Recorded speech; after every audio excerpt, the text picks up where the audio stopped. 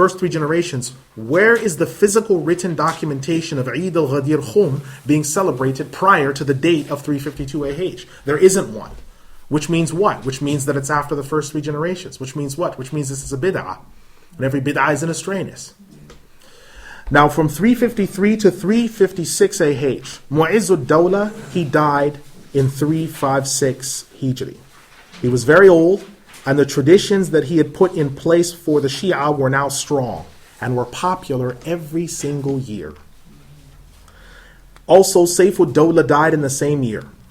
In 357 AH, no celebrations for Hajj were done, as there was too much mourning and the money being poured into burial and other matters connected with the death of the two aforementioned sultans. So the normal celebration that there was for Eid al-Adha and the people that would be setting off for Hajj wasn't done that year, because the state saw that it's more important for you to remember the death of these two sultans than necessarily the trappings of the Eid of the people setting out for Hajj. And it happened one year in Morocco in the late 90s, in the mid to late 90s, there was a period where the ruler said, because of the rain and lack of livestock, because of drought and things, the Eid slaughtering should not be done for Eid al-Adha because we don't have the resources to do it. We have to clamp down. And so people were secretly doing their slaughterings. One of the sheikhs during that time said, when someone there tells you that you can't slaughter your own lamb and they go door to door looking for you, he said, my fatwa is, when they knock on your door and you open it, they become your lamb. That scholar was put in jail. That scholar was put in jail very quickly because of the fact that he recognized that there were traditions being put in place that were man-made, that had to be rejected. And so they rejected, similarly to these that were rejected. In the years 357 to 400 AH, Al-Muttaqi died in 357 AH, after he had previously been removed from power, had his eyes plucked out, and had nothing left of him but a wispy beard. In the same year of 357 AH, the great green dome in the city of Al-Mansur collapsed, almost as a sign of the coming collapse of the Abbasid dynasty. At the onset of the year 360 AH, the Khalifah al-Muti' lillah took out many sweets and allowed the Shia to celebrate Ashura in grand style, complete with public flagellations and mourning dirges. The public flagellations has to do with when you will sometimes see on television or you've seen in magazines pictures of bare-chested men, and they will have a mace with spikes on it, and they will have a chains or pieces of leather with triangular cuts of glass, and they will be whipping their backs with these long maces. And they believe that by doing this, they are absolving themselves from the sin of what happened to Al-Hussein on the day of Karbala. One of our sheikhs said to us once when we were sitting in his dars, he says, if they truly believed that they were the people of the Sunnah back then, rather than beating themselves with the maces and the spikes and other things, why didn't they do something back then? But the fact of the matter is they weren't those people back then. But this was believed that if you do these flagellations, women often will slap their face. Sometimes they won't feed their children in the early part of the day because they say, well, Al-Hussein, he was deprived of food and he was deprived of water. So we deprive ourselves of food and water. Although they're not fasting, they say we deprive ourselves of food and water because of what's happened on this day. In New York City, in Jamaica, Queens, you can see the second largest procession of Shia on the planet. The second largest procession of self-flagellation in Jamaica, Queens, New York, going down the Jamaica, Queens Boulevard freeway. Young boys flagellating themselves, chanting Ya Ali, slapping their heads with blood pouring down. The reason why Child Protective Services have not been called is because of the reason that the fire department and the police say this, for some reason, is protected under First Amendment rights. This is why CPS have not been called. Now, also in this year, at the onset of the year 360 AH, The Khalifa al-Muti' lillah took out many sweets and allowed the Shia to celebrate Ashura in grand style, complete with public flagellations and mourning dirges. Al-Muti' self-abdicated in the year 363 in order to hand over power to his son, At-Ta'i lillah, the 24th Khalifa of the Abbasid government. This was done in front of the chief judge Abul Hasan ibn Shayban. 364AH brought At-Ta'i lillah into marriage with Shahrnan, the daughter of Izzud Dawla, for a bridal gift of more than 100,000 dinar. The khutbah for the marriage was done by the chief Qadi. The Khalifa would be deposed in the year 377AH, and the power would then be given by Persian generals to Al-Qadir Billah, the 25th Khalifa of the Abbasid government. In the year 382AH, Baha'u'd Dawla stopped the Shia processions and undertook a policy of persecuting them. So we find then that the wealth that the Shia had amassed, their position, totally changed when Baha'u'd Dawla came in. And part of the reason for the change is sometimes you would have leaders that would either change their theology somewhere within their reign, or when they died, their son or whoever would come in after them had a different theology. So you would have a procession of Shia-leaning leaders, and then a staunch Sunni would come in and start persecuting. And then he would die, and then a staunch Shia-leaning one would come in and start persecuting.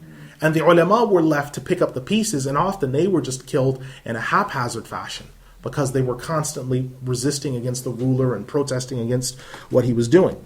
Now, some of the deaths around the year 360 and onwards had to do with Abu Bakr al-Ajurri. Abu Bakr al-Ajurri was one of the great ulama of Baghdad. He was Shafi'i in fiqh, but he had the creed of Imam Ahmad ibn Hanbal, rahimahullah. It was in this time that Abu Bakr al-Ajurri, he started to make fatwas against cultural dances, because there was a distinct understanding that the ulama had about the two words for dancing, raqs and zafr. Zafr was generally understood in the hadith of Sahih Muslim, when you saw the young boys of Ethiopia that were and the young men that were dancing in a cultural procession, and they were dueling with spears. That type of cultural dancing was acceptable. But the raqs that the ulama generally denounced, like Abu Bakr al-Ajurri, had to do with either sexual or salacious or other types of dancing that was blameworthy. And so what Abu Bakr al-Ajurri did is he said that both of them were blameworthy, because he saw what was happening is some of the cultural dances were being blended into the rites of worship of some of the people that were claiming to be Sufis. And so you would find people that were dancing, saying Subhanallah while they were holding hands and jumping and kicking one foot out, and they would come back down, say Allahu Akbar, jump up and kick their other foot out.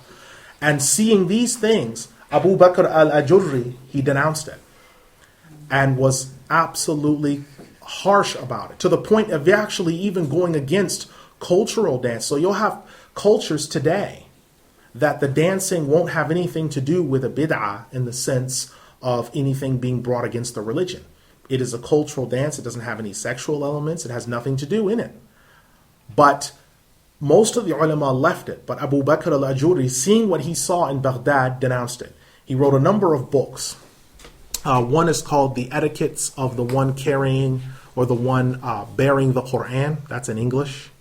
He wrote another one called Kitabu Sharia, which is a book cataloging all the different cults that were around in his time. He wrote a book called Al-Arba'in, the 40 ahadith, where he put 40 ahadith inside of one book and documented it. He wrote a number of different texts, the definite proof that Allah will be seen in the hereafter, because who was he batting against a good portion of his scholarly career? Mu'tazila, because they were still very strong. And so he wrote books that when we look at them now, we say, well, why would someone need to write a book? It's mentioned 9 times in the Qur'an. Well, because the people that he was around didn't consider that those ayat meant that. And so he had to stress this to those people. Another one was Abu Hamid. Another one who died in this time was Abu Hamid Ahmed ibn Muhammad al-Harawi, who was the Shafi'i judge of Afghanistan. There was Abu Ali al-Najjad the younger, Abu Ja'far al-Balkhi al-Hinduwani, who was also called Abu Hanifa the younger. The reason why Abu Ja'far al-Balkhi was called that is because his knowledge was so encyclopedic and his depth of fiqh was such as that people called him Abu Hanifa the younger, because he was that amazing in terms of his fiqh, his knowledge, the differences of opinion among the fuqaha, and within the school he had a very strong hand. Because as I mentioned before, because of the complexity of Hanafi fiqh and having 21 usul, it is the most complex, and even to get a good handhold in the fiqh requires a very careful eye and a discerning mind. You also had Abu Ja'far al-Balkhi al-Hinduwani, called Abu Hanifa the younger, died in 362 AH.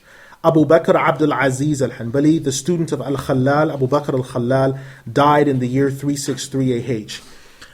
Abu Bakr Abdul Aziz was a student of Ghulam Al-Khallal, which was a student of the students of Imam Ahmed.